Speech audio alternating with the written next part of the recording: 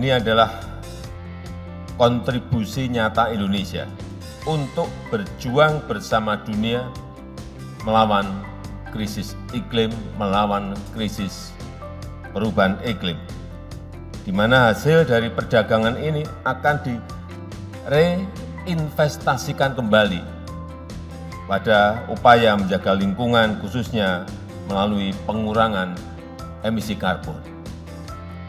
Saya sangat optimis Indonesia bisa menjadi poros karbon dunia, asalkan langkah-langkah konkret tersebut digarap secara konsisten dan bersama-sama oleh seluruh pemangku kepentingan, baik oleh pemerintah, oleh swasta, masyarakat, dan bersama-sama dengan stakeholders lainnya.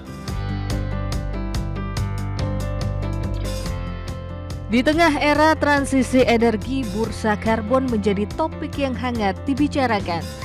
Bukan hanya sebagai pelengkap penerapan environmental, social, and governance, bursa karbon juga menjadi kebutuhan bagi korporasi yang ingin berinvestasi pada teknologi dan proses bisnis yang lebih efisien dan ramah lingkungan. Keberadaan Bursa Karbon Indonesia diakui sebagai bentuk kontribusi nyata sesuai dengan ratifikasi Paris Agreement, terutama dari para pelaku usaha di Indonesia. Pemerintah meyakini potensi bursa karbon ke depan masih sangat besar. Potensi bursa karbon Indonesia bahkan disebut-sebut bisa mencapai 3.000 triliun rupiah. Sejak resmi diluncurkan pada September tahun lalu, Otoritas Jasa Keuangan mencatat volume perdagangan di bursa karbon hingga Mei 2024 sebanyak 608.427 ton setara karbon dioksida. Adapun nilai transaksi karbon yang diperdagangkan mencapai 36,77 miliar rupiah. Meski memiliki potensi yang cukup besar, pemerintah mengakui pengembangan bursa karbon Indonesia masih menghadapi tantangan. Perlu dukungan lintas kementerian dan industri untuk mendorong transaksi perdagangan karbon dengan meningkatkan suplai dan permintaan. Lantas, bagaimana prospek bursa karbon ke depan? Kita simak dalam IDX Channel Special Program, menjadikan bisnis lebih berkelanjutan melalui bursa karbon.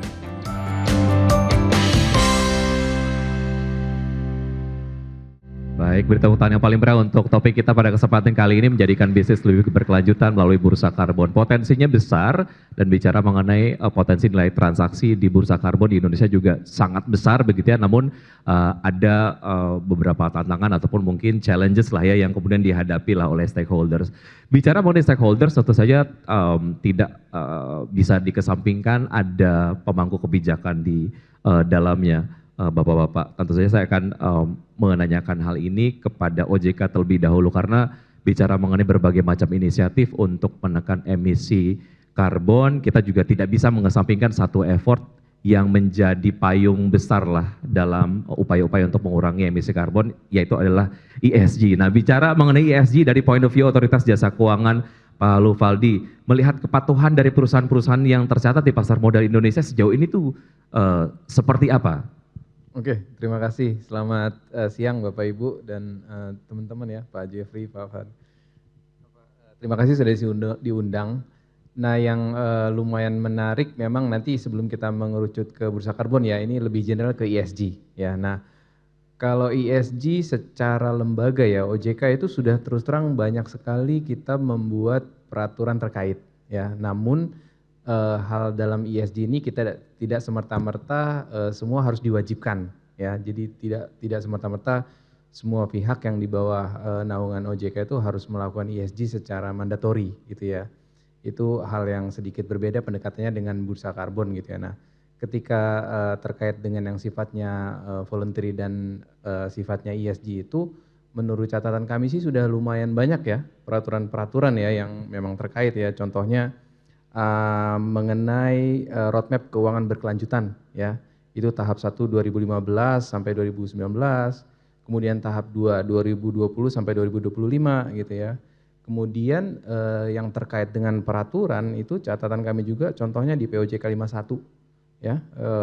Itu tahun 2017 itu tentang penerapan keuangan berkelanjutan bagi lembaga jasa keuangan Ya, itu kita juga sudah kasih guideline lah, panduan kira-kira apa sih pentingnya ESG buat lembaga jasa keuangan di Indonesia. Itu. Kemudian ada juga POJK nomor 60 nih tahun 2017 tentang penerbitan persyaratan efek bersifat utang yang berwawasan lingkungan atau green bond. Ya, jadi kita sudah lihat juga dan kita sudah rilis juga peraturan terkait gitu. Dan yang terbaru sih POJK 14 ya, Bapak Ibu ya, tentang perdagangan bursa karbon gitu. Jadi ada memang serial peraturan-peraturan terkait ya buat lembaga jasa keuangan di Indonesia gitu ya. Karena kita sudah tidak bisa menunggu lagi terus terang, karena isu perubahan iklim di dunia itu udah bukan isu lagi ya. It's been kayak udah menjadi sesuatu yang wajib ya harus kita semua pahami gitu ya. Nah dari OJK melihat bahwa ini menjadi suatu opportunity buat Indonesia menuju Indonesia emas gitu. Nah relevansinya dengan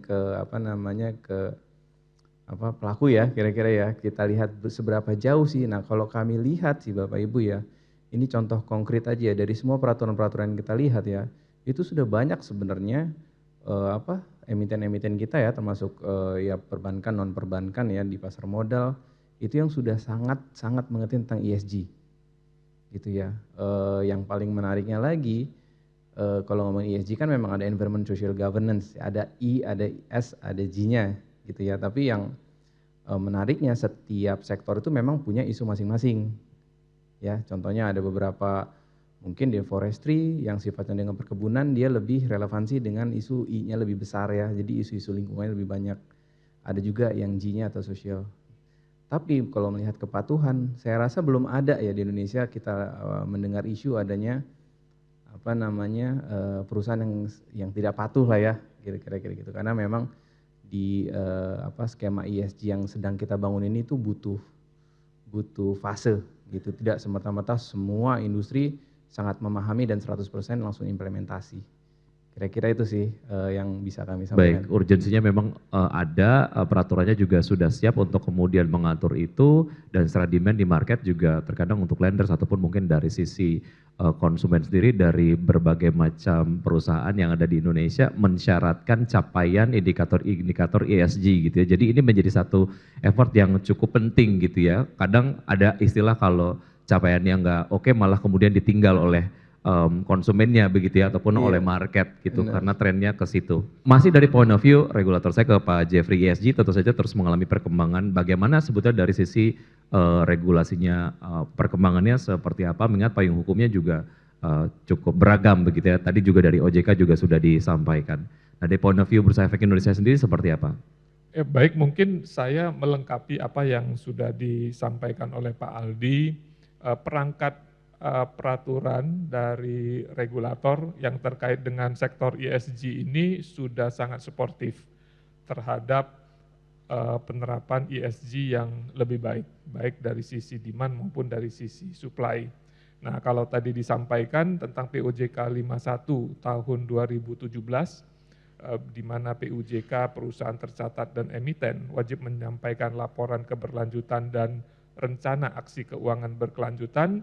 Menurut catatan kami di bursa sampai dengan bulan Juni tahun 2024 untuk tahun buku 2023 itu sudah 843 yang melaporkan. Artinya itu setara dengan 93% dari seluruh emiten yang ada di Bursa Efek Indonesia, di mana untuk tahun buku 2023 memang perusahaan dengan aset di bawah 50 miliar belum wajib untuk melapor. Artinya tingkat kepatuhannya itu sudah sangat baik. Nah, kita juga melihat dari sisi supply, ada POJK 18 tahun 2023, di mana mengatur tentang aturan penerbitan tidak hanya green bond. Kalau selama ini kita hanya tahu green bond, tetapi juga sudah diatur terkait green sukuk, sukuk wakaf, kemudian sukuk atau EBUS yang terkait dengan sosial dan juga keberlanjutan. Jadi ragam dari sisi supply juga sudah banyak yang bisa menjadi alternatif.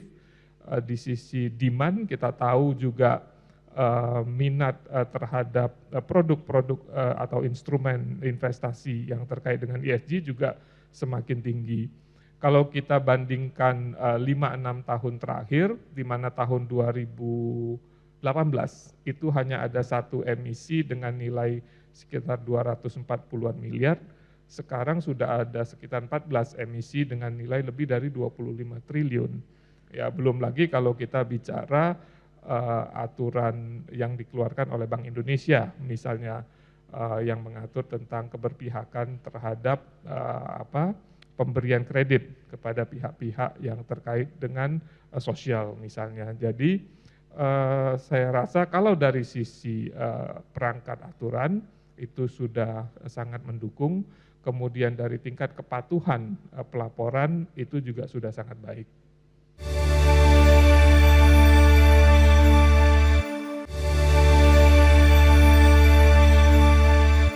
Follow up questions Pak Jeffrey, yang kemudian Anda tadi sampaikan, compliance-nya sudah 90% lebih lah ya, 93% gitu. Walaupun memang tadi seperti disampaikan juga oleh Pak Aldi bahwa memang belum mandatori begitu, tapi ada atau tidak upaya-upaya untuk lebih menguatkan lah ya, compliance ataupun meningkatkan lah dari point of view emiten ataupun mungkin dari perusahaan, oke, saya memang harus memenuhi ini karena ada dalam tanda kutip penguatan secara regulasi gitu dalam hal ESG ini. Iya, tentu capacity building untuk para emiten dan perusahaan tercatat itu terus kita lakukan. Ya, bagaimana agar laporan itu tidak hanya dari sisi jumlahnya cukup, tetapi dari kualitasnya juga terus meningkat. Kemudian juga bagaimana itu bisa dinilai oleh pihak ketiga. Ya, jadi ada pihak independen, rating agency global yang memberikan nilai dari laporan-laporan yang sudah dilakukan. Ya, seperti yang sudah dilakukan oleh ESG rating agency terhadap 80 emiten yang terdaftar di konstituen IDX 80. Ya, kalau kita lihat juga rata-rata nilainya itu kalau 4 tahun lalu itu masih sekitar 33, artinya masih high risk, sekarang udah 29, sekian, artinya sudah medium. Artinya sudah ada perbaikan yang cukup signifikan dalam kurun waktu 3-4 tahun terakhir ini. Ini kemudian menjadi sebuah bukti adanya keseimbangan antara operasional perusahaan dan juga berbagai macam poin-poin yang memperhatikan sosial, kemudian juga lingkungan dan juga tata kelola begitu. Untuk berbagi inspirasi tentu saja itu kemudian tujuan kita menghadirkan Pertamina NRE ada di sini gitu ya, karena bicara mengenai penerapan ESG di Pertamina Group sendiri ini sudah diakui secara global. Selamat, beri tepuk tangan yang paling meriah untuk capaian ESG-nya, dan dibuktikan dengan peringkat risiko ESG Pertamina yang paling rendah di antara pelaku usaha lain. Bagaimana sebetulnya upaya dari Pertamina untuk tetap konsisten, Pak Fadli, untuk mengimplementasikan ESG di perusahaan dan juga grup ataupun subholding? Ya, jadi memang secara kalau kita bisa bilang kan kita ini oil and gas company to start with gitu ya, memang sekarang mulai bergerak ke arah energy company. By nature kita emit a lot of emissions, karbon, CO2 dan lain sebagainya gitu ya. Nah, ada beberapa langkah yang memang udah kita lakukan dalam 1 dekade terakhir. Makanya kalau bisa dibilang the last 5 years have been very aggressive, sehingga tadi satu capaian dari sisi ranking ESG-nya itu paling tinggi gitu ya, nilainya itu paling rendah tuh maksudnya adalah paling low risk. Nah, ini nomor 1 di dunia dalam hal integrated oil and gas kategori. Jadi kalau dibandingin dengan perusahaan oil and gas lainnya, kita bisa berbangga karena kita nomor 1 gitu. Memang aspek E itu penting. Tadi Pak Aldi menyampaikan aspek environment, kita menurunkan emisi 34% dalam jika dibandingkan dengan 2010 gitu ya, baseline 2010. Nah, tapi by nature juga karena mungkin kita ini BUMN yang aspek sosialnya sebagai agent of development harus bagus. aspek governance-nya juga harus bagus gitu. Jadi these two aspects sebenarnya udah cek gitu ya. Tinggal memang memanfaatkan bagaimana kita seagresif mungkin di aspek environment. Banyak program-program yang dilakukan secara grup. Pertamina punya satu holding tapi 250 anak perusahaan yang memastikan ketahanan energi dari ujung ke barat sampai ujung timur.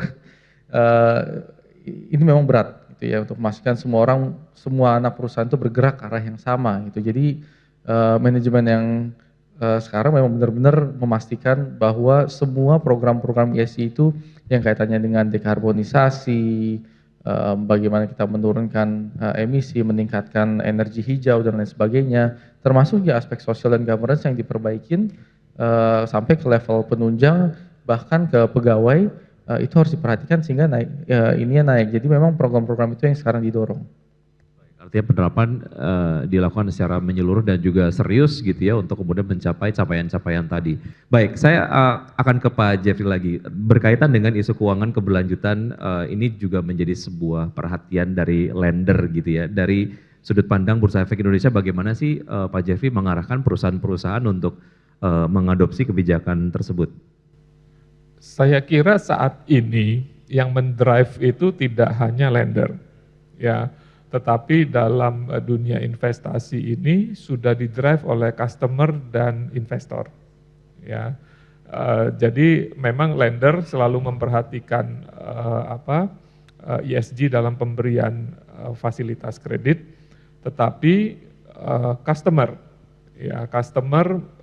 khususnya untuk produk-produk yang berorientasi ekspor, sekarang customer di luar juga sudah demanding kalau produk ini dalam proses produksinya memperhatikan faktor-faktor ESG. Belum lagi kalau kita bicara investor.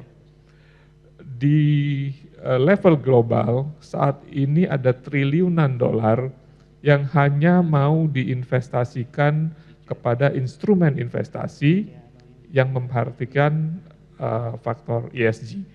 Jadi saya kira lender, customer, dan investor ini adalah tiga kekuatan yang mendrive atau memberikan pressure yang cukup kepada para pelaku usaha untuk mau tidak mau harus memperhatikan faktor ESG ini. Saya kira begitu. Penerapan ESG sejauh ini di Pertamina, faktor apa saja sih yang paling menantang Mas Fadli sejauh ini? Saya mungkin ngomongin dari aspek E-nya ya, karena kalau S sama G itu kan pretty much sudah established sejak lama, gitu. Tinggal masalah perbaikan beberapa hal yang memang terkait perkembangan zaman. Tapi dari sisi E-nya ini yang paling menantang tentu cost dan competitiveness. Jadi unfortunately yang kita lihat sekarang orang pengen lebih hijau, orang pengen lebih bersih, tapi harus lebih murah gitu.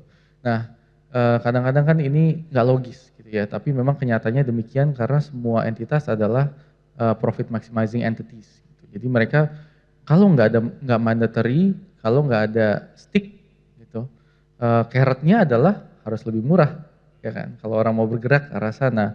Nah itu kami sebagai penyedia energi bersih, penyedia carbon credit, misalnya hal seperti itu yang mungkin menjadi tantangan utama, itu karena belum adanya aspek mandatory itu.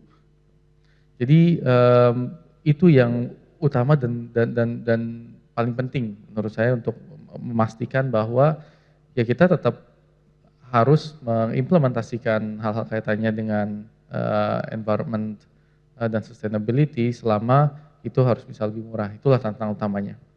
Oke, karena untuk melakukan operasional perusahaan dengan mengutamakan prinsip-prinsip sustainability itu membutuhkan biaya terkadang begitu. Tapi kemudian secara output ya harganya diharapkan terjangkau begitu. Itu yang kemudian menjadi tantangan. Kalau lebih seperti itu ya Mas Aldi? Persis. Nah mungkin balance-nya adalah nih gimana caranya kita bisa meng-convince customer kita, terutama Pertamina punya banyak customer juga ya.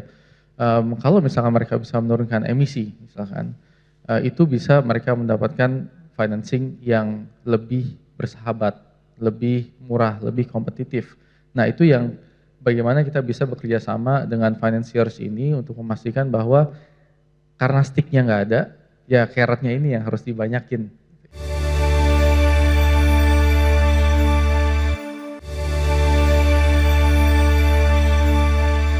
Sebagai perusahaan yang berbisnis di sektor ekstraktif, bagaimana sebetulnya Pertamina ini memastikan dalam operasionalnya bisa menekan emisi karbon? Strateginya apa saja gitu?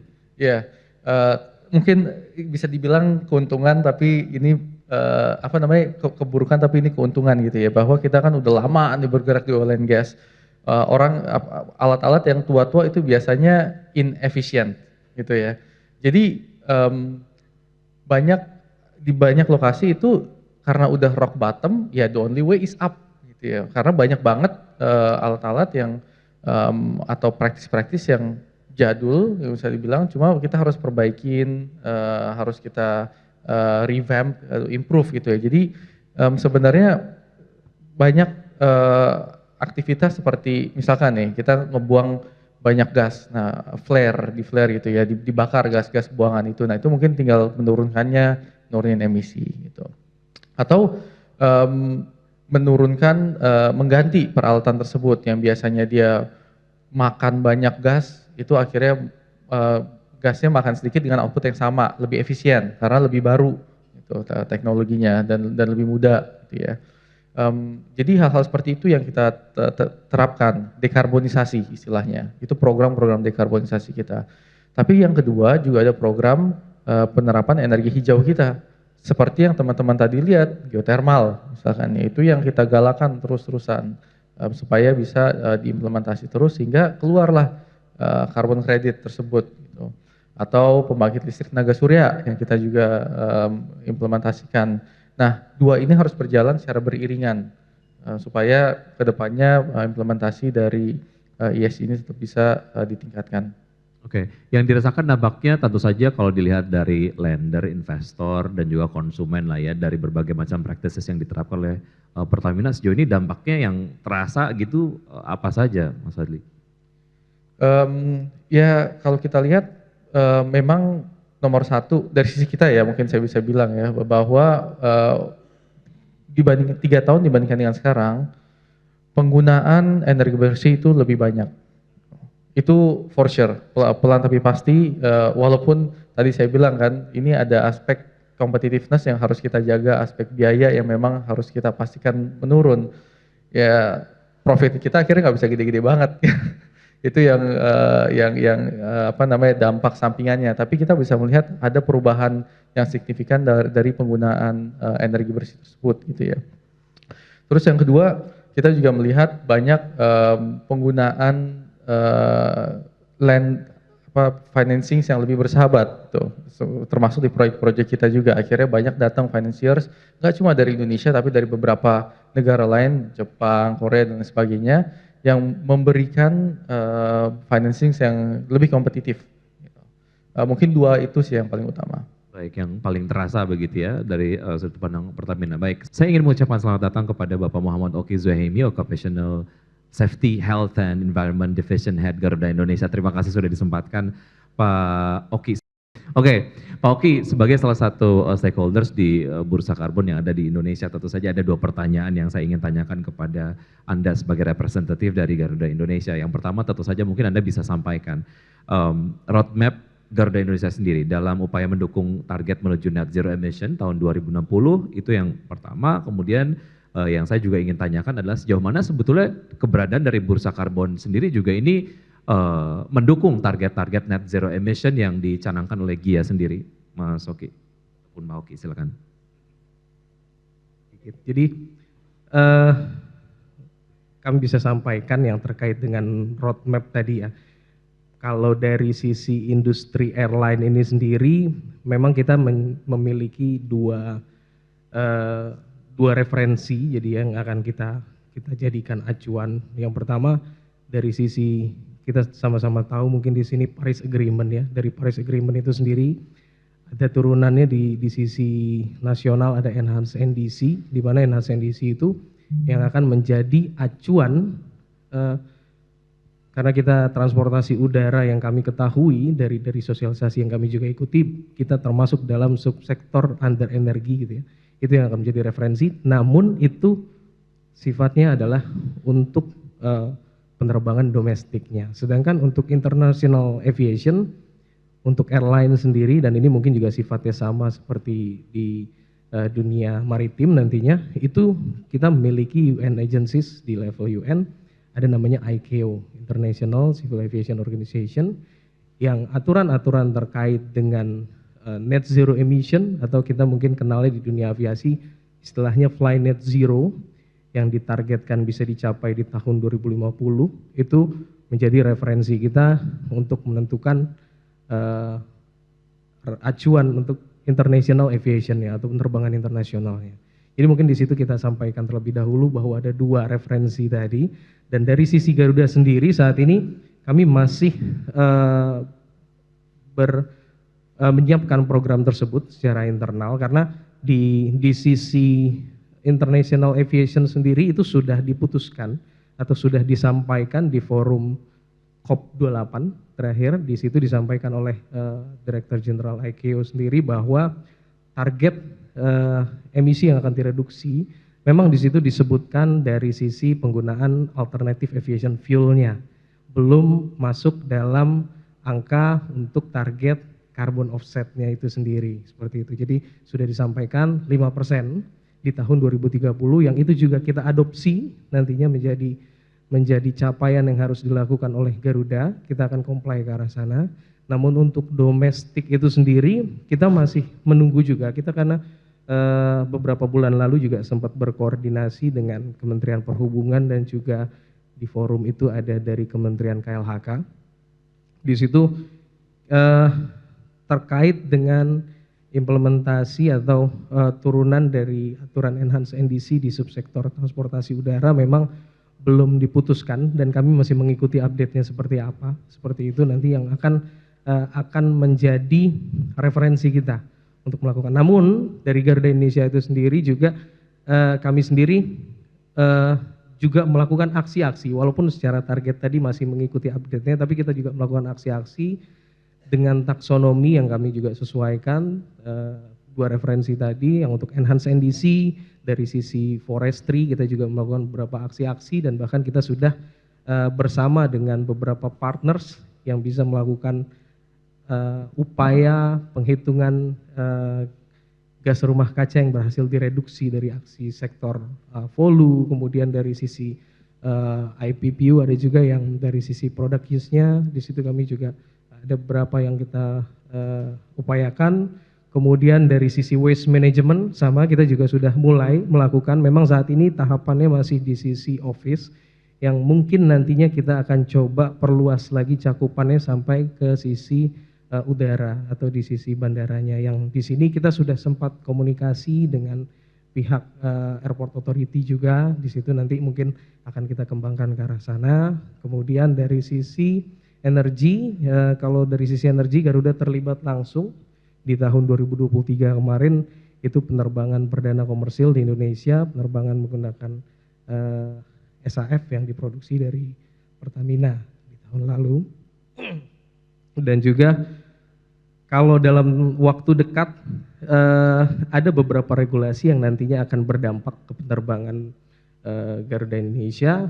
Salah satunya adalah yang paling dekat di tahun 2025 terkait dengan aturan refuel EU, di mana negara-negara European Unions nanti apabila kita flight outbound dari Europe, maka kita akan dikenakan ketentuan harus menggunakan SAF dalam persentage yang sudah mereka tentukan. Seperti itu. Terima kasih. Oke. Pertanyaan kedua, Pak, terkait dengan bursa karbon yang mendukung target-target net zero emission dari Garuda Indonesia yang sudah dicanangkan. Bursa karbon ini menjadi sangat krusial ya buat Garuda Indonesia, karena mungkin kalau tadi saya sempat sampaikan bahwa kita memiliki 2 referensi, ada referensi dari ICAO secara aviasinya, industri aviasi secara spesifik. Di situ juga disampaikan bahwa untuk bisa mencapai fly net zero di tahun 2050, bahwa upaya-upaya yang sudah dilakukan dari sektor dari sisi operasi, dari sisi teknologi ataupun dari sisi infrastruktur, itu masih belum bisa mencukupi tercapainya net zero emission itu sendiri. Dan yang paling signifikan nanti berdampak untuk penurunan emisi gas rumah kaca adalah penggunaan SAF atau Sustainable Aviation Fuel, atau mungkin di Indonesia kita kenal dengan istilah bioaftur. Namun karena ketersediaan SAF atau bioaftur itu sendiri juga saat ini masih belum mencukupi kebutuhan industri aviasi, maka harus ada opsi lain, dan opsi lain yang juga dibahas dan bahkan sudah dibuatkan skemanya di industri aviasi dari ICAO itu sendiri, yaitu adalah dengan carbon offsetting. Dan dengan keberadaannya bursa karbon di sini sangat penting, karena dalam tahap-tahap awal implementasi sampai nanti mungkin SAF itu tersedia dan bisa mencukupi kebutuhan industri aviasi, bursa karbon atau carbon credit itu menjadi opsi yang sangat penting. Baik, artinya dari regulator menyediakan ini, tapi dari sudut pandang perusahaan ataupun mungkin perusahaan tercatat juga membutuhkan ini. Jadi ini semacam gayung bersambut begitu ya. Betul.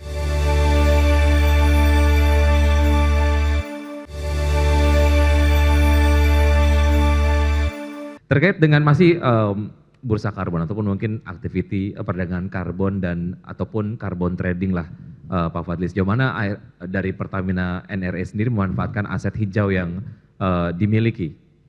Ya, jadi kalau kita lihat tadi pas pengenalan bursa karbon itu sendiri, waktu peluncuran itu kan the only credits yang disuplai dari kita ya. Terima kasih atas kesempatannya untuk Pak Jeffrey, Pak Aldi. Nah, saat ini waktu itu kita cuma ada dari geothermal. Dari geothermal itu kita bisa menyediakan sekitar 1 juta per tahun, 1 juta kredit per tahun gitu ya.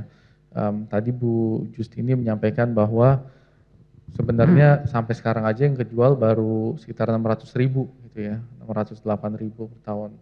Dari kita, sumbangsi kita kemarin so far itu ada 570, jadi 93-95%-nya itu memang dari geothermal, which is very good. Itu nomor satu. Jadi dari beberapa plan-plan geothermal kita itu bisa kita maksimalkan potensinya. Yang kedua, ada yang baru lagi tentunya gas, biogas. Jadi biogas ini juga sangat menarik gitu, karena memang ini mengganti listrik dari batu bara menjadi dari buangan kelapa sawit gitu ya. Instead of jadi waste, kita jadikan listrik gitu. Which means aspek metannya pun itu terjaga gitu ya, atau kena. Nah ini akan ada supply dari situ juga. Tentunya dari pembangkit listrik tenaga gas kita bisa kita berdayakan. Jadi kurang lebih ada sekitar 3,5 sampai 4,5 juta ton per tahun yang bisa kita berdayakan in 2025. Di 2030 mungkin ada beberapa kerjasama kita dengan perhutani yang bisa kita dorong, itu mungkin total tambahan 5 juta jadi sekitar 10 juta at least. Itu tentunya tergantung regulasi-regulasi yang nanti ada gitu ya Pak. Nah ini sangat bergantung kepada bagaimana pemerintah kedepannya akan lebih agresif dalam mendorong monetisasi dari karbon, terutama dari sisi forestry. Baik, yang menarik adalah Pertamina NRE was the first carbon credit supplier ya di IDX Carbon yang di launch pada tahun 2023, dan sampai dengan hari ini sudah terjual 561.000 TCO2e of carbon credits in Indonesia. Beri tepuk tangan yang paling meriah dong atas upaya kemudian secara proaktif dilakukan oleh Pertamina NRE. Saya akan lanjutkan perbincangan, tentu saja kali ini saya akan menuju ke Pak Aldi dari Otoritas Jasa Keuangan. Ini saya ada satu data yang cukup menarik Pak Aldi. Hingga 5 Juni 2024 perdagangan karbon di Bursa Karbon Bursa Efek Indonesia tercatat sudah mencatat 650.000 ton setara CO2 dengan transaksi 36,78 miliar rupiah. Nanti kalau memang ada update-nya mohon diupdate ya Pak Aldi ya. Dengan jumlah tersebut apakah cukup ideal menurut OJK? Jika kurang, apa yang perlu didorong agar nilainya ataupun mungkin secara jumlah begitu akan terus meningkat? Oke, baik, terima kasih. Datanya sih so far update ya, yang tadi disampaikan itu udah yang paling update gitu. Yang kalau di compare dengan ekspektasi ya, ekspektasi kita ya terus terang jauh di atas ini sih, gitu ya. Jadi memang apa namanya boleh kita sampaikan seperti yang di awal kita sampaikan ya, kalau secara overall kita memang melihat perkembangannya masih sangat slow, ya sangat slow, bahkan bukan slow tapi sangat slow, gitu ya. Karena cerita panjangnya sebelum kita launching itu banyak sebenarnya. Bahkan kalau boleh mungkin Bapak Ibu notice ya, 2 supplier dari Pertamina sama PLN itu dua-duanya dari sektor energi. Ya. Padahal desain awal pertama kali itu kita sebenarnya pengen mendorong juga dari sektor lain. Ya terutama dari sektor forestry ya. Sebenarnya kita diskusi sebenarnya sebelum acara launching itu, coba kita petakan kira-kira potensinya yang mana gitu ya. Tapi karena memang pada saat itu keterbatasan waktu juga ya, kita cuma dikasih waktu sedikit ya.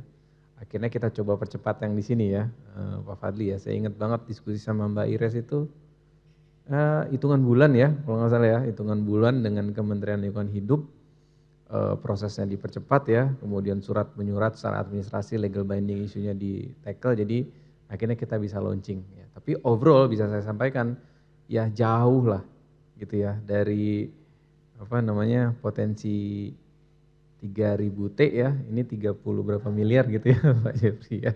Jadi memang masih jauh gitu. Nah, kalau pertanyaannya apa yang bisa kita lakukan, kita sudah melakukan banyak hal dari sisi yang tadi secondary-nya. Tapi primary-nya kita sih melihat sebenarnya progressing sih sebenarnya. Ada beberapa isu-isu yang memang berprogres gitu ya, mungkin belum bisa di-sharing hari ini, tapi kalau kita lihat contohnya ya tentang isu-isu yang ada di media mengenai perkarbonan ya, itu juga sudah menjadi salah satu topik kan di debat capres ya, itu dan itu sudah masih menjadi masuk dalam suatu topik khusus lah ya dalam diskusi publiknya gitu. Dan kalau kita boleh share ya, makin kesini sih karena memang ini sudah menjadi sangat concern juga gitu ya, nanti ke depannya itu harusnya akan lebih baik lagi gitu ya, apalagi pengaturan di di pasar primernya yang tadi saya sampaikan ya, karena memang ternyata nggak mudah ya untuk mengkoordinasikan perangkat semua itu, ternyata nggak mudah ya. Dan selain nggak mudah, jangan lupa dengan luasnya Indonesia dengan sektor yang sangat bervariasi itu nggak mudah gitu ya. Bahkan yang tadi saya sampaikan ya, 5 sektor yang di NDC ini aja ada isu bakal ditambahin 1 sektor lagi ya dari Kementerian Kelautan itu. Dan nanti ke depannya bayangin aja kalau semua sektor itu masuk ya, kemungkinan bisa mungkin 6, 7, 8, 9, 10 peraturan tingkat menteri gitu ya, belum lagi nanti untuk peta karbonnya gitu. Jadi memang sangat scattered menurut saya, perlu koordinasi di kementerian yang lumayan yang lumayan bisa memastikan bahwa ego sektornya minimal gitu ya, itu nomor 1. Nomor 2, koordinasinya kita minta sih yang seamless ya gitu, yang memang terpusat lah kira-kira gitu. Kemudian ketiga, mengenai yang tadi disampaikan di awal, teknologi ya, apalagi ya baru-baru ini kita semua mendengar tentang data ya gitu ya, dan kita harapannya kedepannya juga teknologi untuk di pasar primernya harus dipastikan gitu ya, jadi ada 3 hal itu, dan yang tadi Pak Jeffrey juga mengingatkan ke kita semua di speech-nya Pak Presiden waktu acara launching. Saya ingat banget salah satu poinnya itu memang point out mengenai teknologi. Itu sebenarnya sudah di point out ya, makanya kita so far mencegah hal-hal tersebut dengan salah satunya menggunakan blockchain based system di bursanya gitu. Nah nanti ke depannya kita harapkan di pasar primernya nih, di karbon registrasinya ini menggunakan blockchain juga gitu. Karena jangan sampai nanti ada isu-isu yang sifatnya transparansi gitu ya, di primernya menjadi isu. Kira-kira itu sih. Jadi mungkin logikanya gini Bapak Ibu, kalau perdagangan mobil ya, showroomnya itu udah keren banget, kira-kira gitu ya. customer service-nya udah lengkap, gedungnya udah canggih, ruangnya kaca, full AC gitu ya. Nah kita tinggal tunggu nih, kira-kira pemerintah mau diisi apa nih ya, gitu. Bisa diisi bemo juga bisa sih sebenarnya, bisa diisi yang mobil branded juga bisa gitu. Jadi tapi kalau kami lihat ya dengan apa yang selama ini tim bursa karbon lakukan tuh sudah lumayan maksimal ya. Bahkan dalam waktu dekat itu sudah bisa banyak mengadopsi itu standar-standar best practice-nya perdagangan karbon internasional.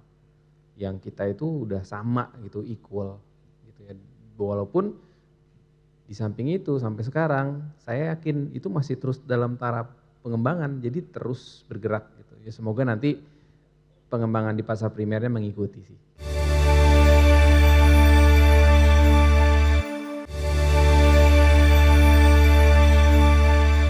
Baik, tadi Pak Aldi membahas sedikit mengenai koordinasi antar lembaga lah ya untuk kemudian meningkatkan nilai dan juga jumlah transaksi di bursa karbon.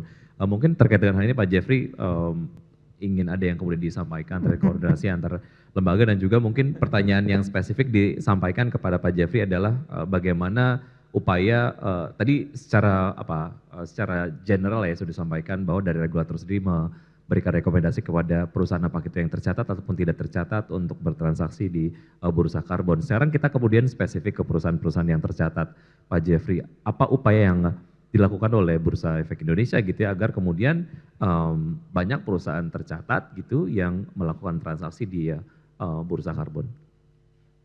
Begini, menurut kami yang paling penting adalah soal pemahaman. Ya, kami sadar betul kalau ini adalah sesuatu yang sangat baru. Nah, oleh karena itu kami dalam waktu dekat selain sosialisasi yang sudah kami lakukan sebelumnya, dalam waktu dekat kami akan mengajak perusahaan tercatat dan emiten untuk tergabung dalam yang kami sebut dengan Net Zero Incubator. Nah, di Net Zero Incubator itu nanti kami akan menyelenggarakan kelas-kelas agar para emiten ini akan lebih paham lagi. Ya, sampai nanti terakhir bagaimana menghitung emisi saya. Skop 1 saya berapa, skop 2 saya berapa. Nah, nanti di Net Zero Incubator itu semua akan kami berikan. Ya. Nah, setelah pemahaman itu ada, kami yakin para perusahaan tercatat, para emiten itu akan lebih mudah menyusun strategi, menyusun roadmap bagaimana keberadaan bursa karbon ini akan bisa mendukung strategi jangka panjang para perusahaan ini.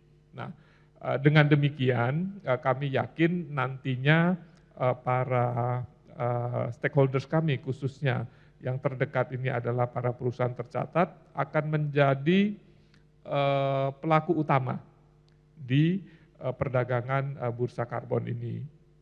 Nah, terkait dengan tadi bagaimana kita menyikapi aktivitas perdagangan karbon kita selama ini, saya lebih mencoba untuk lebih positif melihatnya.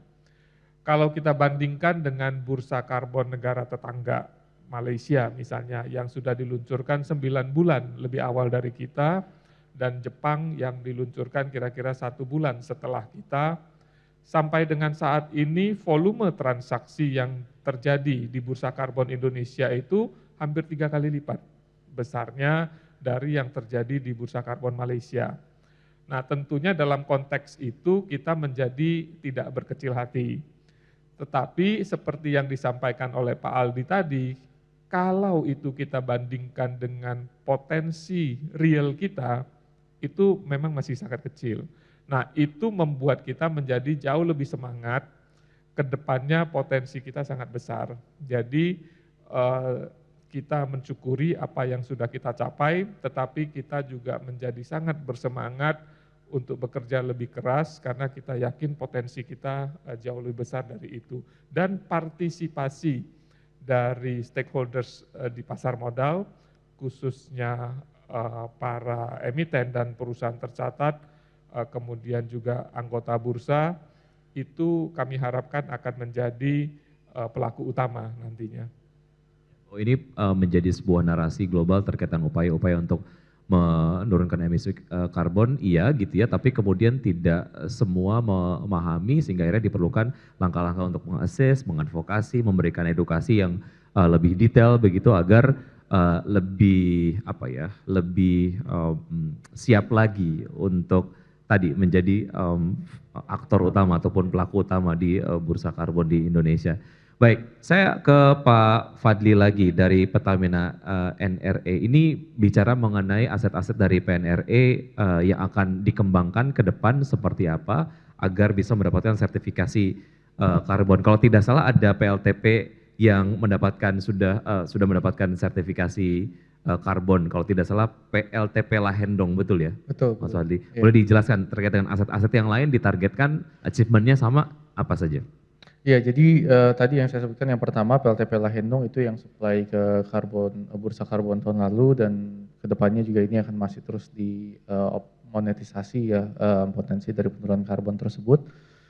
Ini PLTP itu panas bumi yang ada di Sulawesi. Memang kita masih mempunyai beberapa PLTP lainnya seperti di Kamojang, di Ulu Belu dan beberapa tempat lainnya ya.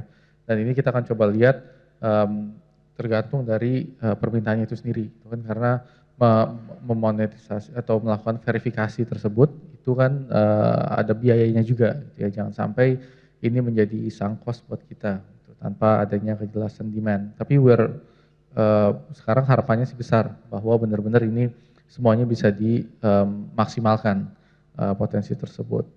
Terus yang kedua, saya juga tadi sampaikan biogas. Ini kandungan metananya tinggi. Dengan melakukan pembangkit listrik tenaga biogas, metana tersebut tidak terbuang ke udara gitu ya, karena dimaksimalkan sebagai listrik gitu akhirnya. Dan ini juga akan kita lakukan monetisasi tersebut. Terus yang ketiga ada dari pembangkit listrik tenaga gas kita yang sudah beroperasi, namanya Jawa 1. Terus yang keempat juga nanti ada beberapa kerjasama kita di forestry yang memang tergantung dari aspek regulasinya gitu ya. Ini ada dengan Perhutani, dengan Nusantara IKN misalkan ya. Terus yang terakhir adalah dari pembangkit listrik tenaga surya. Itu jadi PLTS kita. Nah, memang mungkin kedepannya yang perlu kita sama-sama cari solusinya adalah sekarang ini kita tuh butuh ada threshold tertentu untuk melakukan verifikasi tersebut karena biaya juga gitu. Nah, kalau kita hitung-hitung mungkin harus aset-aset kita yang besar. Sayangnya aset-aset yang kecil ini nggak bisa dilakukan verifikasi dan sertifikasi. Gitu. Kenapa? Karena memang mekanisme dari proses verifikasi tersebut, proses sertifikasi tersebut itu per aset. Jadi kalau kita lihat aset kecil ini nggak bisa dikumpulin jadi satu gitu. Padahal sebenarnya namanya industri renewable itu mulainya itu dari yang kecil-kecil kan. Jadi sebenarnya kedepannya mungkin kita selain memperbaiki yang aspek primary-nya, tapi di beberapa yang kecil ini juga harus kita perlihatkan untuk kita kongregasi, kita agregasi gimana caranya supaya kita lakukan bulk mechanism dalam melakukan sertifikasi. Nah itu potensinya akan jauh lebih besar lagi. Nah itu yang nanti mungkin kita harus sama-sama cari solusi itu ke depannya. Baik, beri tepuk tangan yang paling meriah untuk narasumber-narasumber yang sudah bergabung dalam IDX Carbon Update menjadikan bisnis lebih berkelanjutan melalui bursa karbon. Dari konklusi yang tadi juga sudah disampaikan bahwa memang diperlukan koordinasi dari berbagai macam pihak lah ya untuk akhirnya dapat menekan emisi karbon dan juga memanfaatkan bursa karbon sebagai satu platform untuk mendapat value positif bagi perusahaan. Sekali lagi beri tepuk tangan yang paling meriah untuk narasumber-narasumber saya yang luar biasa. Pada kesempatan kali ini saya akan undang Bapak-Bapak untuk maju ke arah depan karena akan diberikan plakat penghargaan yang tentu saja akan diberikan langsung ataupun diserahkan langsung oleh Direktur Operasional IDX Channel Bapak Masirom. Kepada Pak Masirom dan juga Bapak-Bapak, kami mohonkan kesediaannya untuk bergabung di area depan panggung. Pak Jeffrey, terima kasih. Thank you Bapak. Terima kasih Pak.